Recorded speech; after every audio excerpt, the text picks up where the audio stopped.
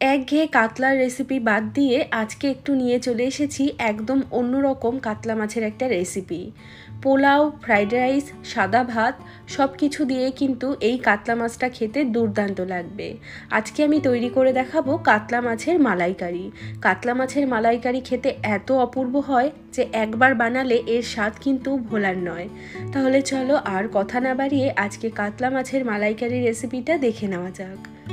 নমস্কার, আমি সুস্মিতা। আমার রান্নাঘরে সবাইকে স্বাগত জানিয়ে শুরু করছি আজকের রেসিপি। কাতলা মালাইকারি তৈরি করার জন্য সবার প্রথমে এখানে আমি নিয়ে নিয়েছি কাতলা মাছ। আমি পেটির পিস এবং গাদার পিস মিলিয়ে মিশিয়ে নিয়েছি।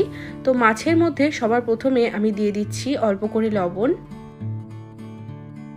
আর অল্প একটুখানি হলুদ গুঁড়ো দিয়ে মাছটাকে ভালো করে মাখিয়ে নেব। হলুদের পরিমাণটা একদমই কম দিয়েছি। ভালো করে লবণ হলুদটাকে মাখিয়ে 10 মিনিটের জন্য মাছটাকে রেখে দিতে হবে। মাছটা যতক্ষণে ম্যারিনেট হচ্ছে ততক্ষণে আমি একটা ব্লেন্ডার জারের মধ্যে নিয়ে নিচ্ছি দুটো ছোট সাইজের পেঁয়াজ, আর তার সাথে দিয়ে দেব 6-7টা মতো কাজু বাদাম। অল্প জল দিয়ে খুব ভালো করে এটার একটা পেস্ট তৈরি করে নেব। এবার আমি কড়াইতে দিয়ে দিচ্ছি সর্ষের তেল। আমি রান্নাটা কিন্তু সর্ষের তেলেই করব। তেলটা ভালো করে গরম হয়ে গেলে এবার আমি মাছগুলোকে দিয়ে দেব। যেহেতু আমার কড়াইটা একটু ছড়ানো রয়েছে তাই জন্য আমি একসাথে সমস্ত মাছ ভেজে নিচ্ছি। যদি কড়াইটা ছোট হয় তাহলে অল্প অল্প করে মাছগুলো দিয়ে ভেজে নিতে পারো। মাছগুলো এক পাশে ভালো করে ভাজা হলে তারপরে মাছগুলো উল্টে দেব। দুপাশেই মাছগুলোকে এরকম লাল করে ভাজতে হবে। কাতলা মাছ খুব বেশি কড়া করে ভেজে তারপরে কিন্তু এই রান্নাটা করলে মাছের স্বাদটা খুব একটা ভালো লাগবে না। মাছটাকে খুব কড়া করে না, তবে লাল লাল করে ভাজতে হবে। তো এখানে কিন্তু আমার কাতলা মাছগুলো ভাজা হয়ে গেছে। আশা করি দেখেই বোঝা যাচ্ছে যে আমি কতটা পরিমাণে ভেজেছি। মাছগুলো এবার আমি তুলে নিচ্ছি। এবার বাকি তেলের মধ্যে ফোড়ন দিয়ে দেব একটা তেজপাতা, আর নিয়েছি দুটো ছোট টুকরো দারচিনি, 2-3টে এলাচ। ফোড়নটাকে দিয়ে কয়েক সেকেন্ডের জন্য একটু নেড়ে চেড়ে ভেজে নেব। এবার এর মধ্যে আমি দিয়ে দেব পেঁয়াজ কাজুর পেস্ট। পেঁয়াজ কাজুর পেস্টটা দিয়ে 3 থেকে 4 মিনিটের জন্য খুব ভালো করে ভেজে নেব। যেহেতু কাজু বাদাম দেওয়া রয়েছে তাই জন্য এটা কিন্তু ক্রমাগত নাড়াচাড়া করে ভাজতে হবে, না হলে তলায় লেগে যাবে।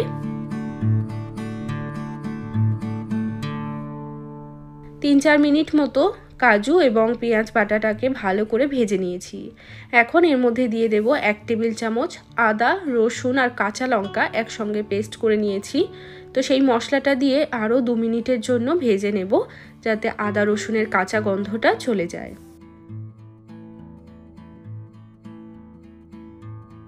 2 মিনিট আদা রসুনটাকে ভেজে নেওয়ার পর এখন এর মধ্যে আমি অ্যাড করে দিচ্ছি একটা বেশ বড় সাইজের টমেটো পেস্ট। দিয়ে দেব স্বাদ মতো লবণ। 1 চামচ দিয়ে দিলাম কাশ্মীরি লঙ্কার গুঁড়ো। দিয়ে দিচ্ছি 1 চামচ পরিমাণে জিরে গুঁড়ো। দিয়ে দিলাম স্বাদ মতো চিনি। অল্প করে একটু জল দিয়ে মশলাটাকে খুব ভালো করে নেড়ে চেড়ে মিশিয়ে নেব।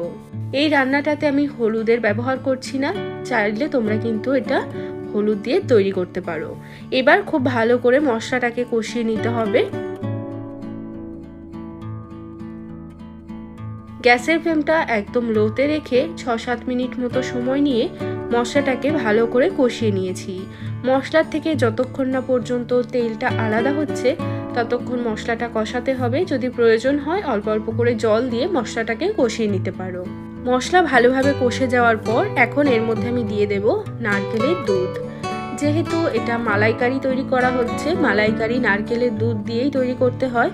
তো এখানে আমি নারকেলের দুধ নিয়েছি, আর পুরো গ্রেভিটা কিন্তু নারকেলের দুধেরই হবে। এখানে এক্সট্রা করে আমি আর কোনো রকম জল অ্যাড করব না। নারকেলটাকে ভালো করে আমি মিক্সিতে পেস্ট করে নিয়ে তারপরে গরম জলের মধ্যে কিছুক্ষণ ভিজিয়ে রেখে দুধটাকে বার করে নিয়েছি। খুব ভালো করে নারকেলের দুধটা মিশিয়ে নেওয়ার পর এখন এর মধ্যে ভেজে রাখা মাছগুলো দিয়ে দেব। দিয়ে দিচ্ছি 2-3টে চেরা কাঁচা লঙ্কা। এবার ঢাকা লাগিয়ে 7 থেকে 8 মিনিটের জন্য একদম লো আঁচে রান্না করব।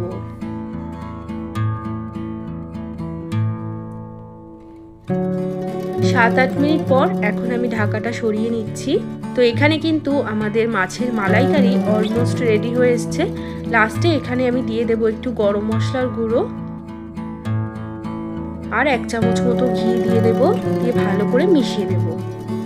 গরম মশলা ঘি দেওয়ার পরে 2 মিনিটের জন্য মাছটাকে এইভাবে একটু ফুটিয়ে নেব, যাতে পুরো তেলটা উপরে ভেসে ওঠে।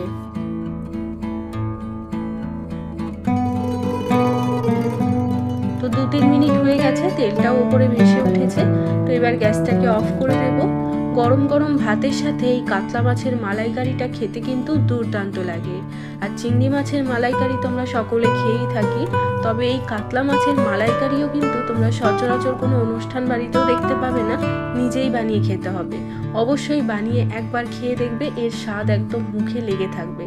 দুর্দান্ত স্বাদের এই কাতলা মাছের মালাইকারি গরম ভাতের সাথে যেমনি সুন্দর লাগে, ফ্রাইড রাইস পোলাওয়ের সাথেও কিন্তু দুর্দান্ত লাগে। তো আজকের এই ভিডিওটা তোমাদের কেমন লাগলো সেটা কিন্তু আমাকে একটা লাইক বা কমেন্টের মাধ্যমে অবশ্যই জানাবে। চ্যানেলটিকে সাবস্ক্রাইব করে নিতে পারো যদি এরকম আরও অনেক ভিডিও দেখতে চাও। সবাই ভালো থাকবে, সুস্থ থাকবে। আমি আবারও চলে আসবো অন্য কোনো রেসিপির সাথে। আজ পর্যন্তই, টাটা।